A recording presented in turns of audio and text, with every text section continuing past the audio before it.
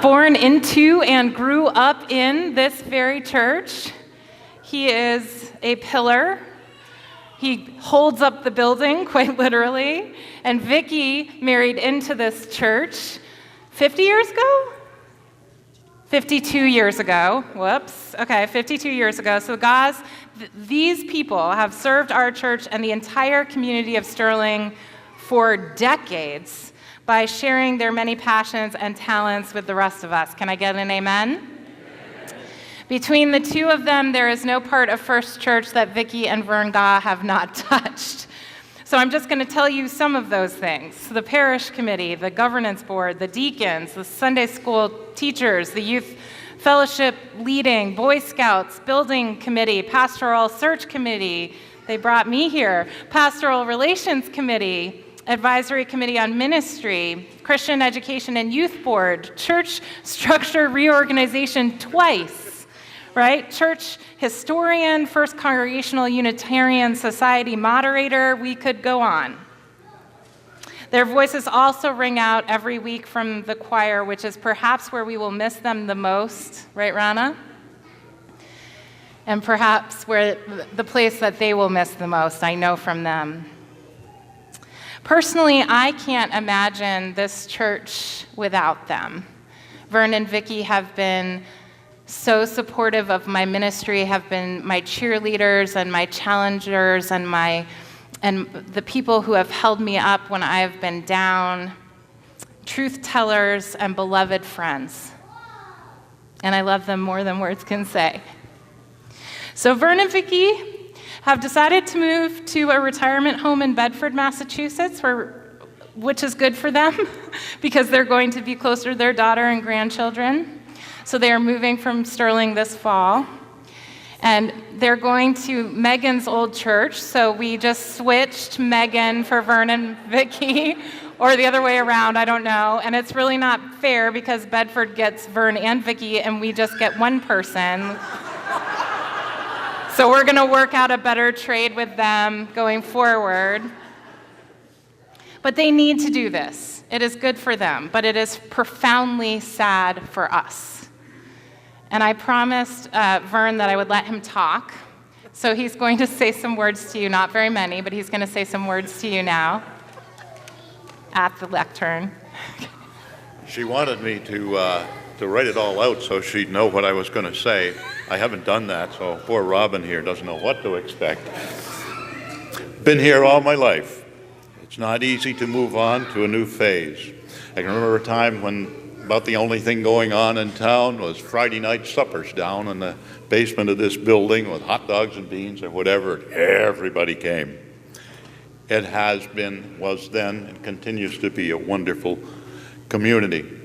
I was here when Kumbaya was not a moment, it was a way of trying to live. And I guess probably that stuck with me all the way through. I don't need to enumerate boards because Robin did a wonderful job. I've been fortunate to be able to serve on lots of teams, boards, and committees in the church. The variety has been the spice of life, and I have to say, there are a lot of times when you reach your term limits or something, and it's a jolly good thing to move on because I'd be kind of bored doing the same thing forever. I attended Sunday school here throughout grade school, served as a caretaker and driver through high school of one of our retired ministers, and thereby got to usher a lot as a youth, which was a good thing. Best job in the church. You could go out and sit out there and do whatever you wanted to do instead of listening to the minister. Excuse me. Wait. I don't usher anymore. I stay here in the choir. Oh, yeah. We've always had a wide range of beliefs. Through clergy, more and less conservative, we have chosen to stay because of the continuing warmth of this community and what I hoped I could contribute. Teaching Sunday school, advising youth group, and scouting formed bonds and trust that remain to this day. We need to know, support, and affirm, especially the young people here, and share our love. Pastor Robin recently asked what things I remembered most of my life at First Church. I have to admit it wasn't religious moments. There was any number of hilarious, humorous moments when unexpected things happened and it just brightened the day. Those involved kind of know. The First Church has changed a lot through the years, from being a primarily Sterling church. The richness of our federation has led us to an affirmation of many different views, and we now enjoy people from a wider area looking for an accepting church home. Robin says it best: all the while sharing our common challenges, service to each other, and love for all. For challenges there are, and there always will be. But this community has, and I hope will continue to focus on how we can serve and help each other's challenges. I thank you all for countless kindnesses and unbounded help with boatloads of things.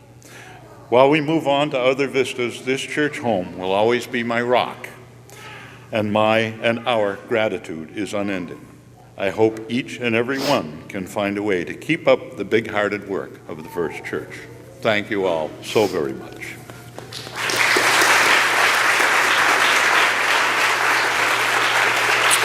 Lovely.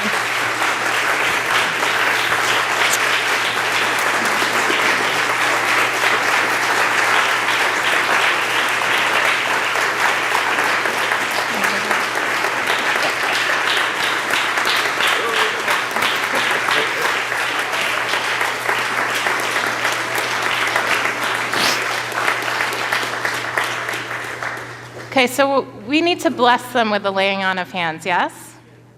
Okay, this is complicated, but we can do this, even with water tables.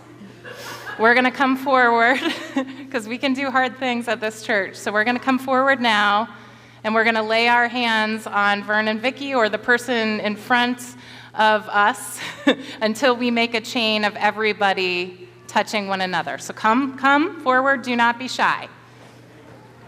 Come on up. Not everybody has to come up on the chancel, because we will web out until everybody is touching somebody and nobody is left untouched.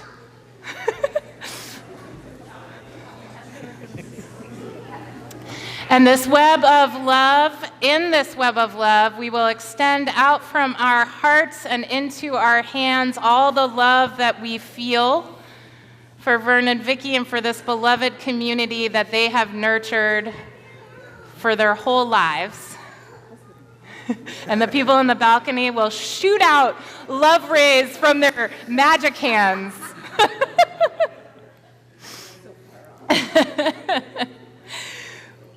We grieve the loss of these beloveds, but we know that our relationship does not end in this leave-taking. It only stretches and grows like our hands stretch out. And we know that these two will carry the blessing of God with them wherever they go and carry our mission with them to create heaven on earth wherever they go. And so we rejoice that another community will receive their many gifts, even as we mourn losing their gifts of service here. We also give this blessing as a reminder that their home has always been and will always be with us. And despite sayings to the contrary, you can always come home again. Please won't you pray with me? Heart of my heart, dear friends, bless you on your journey.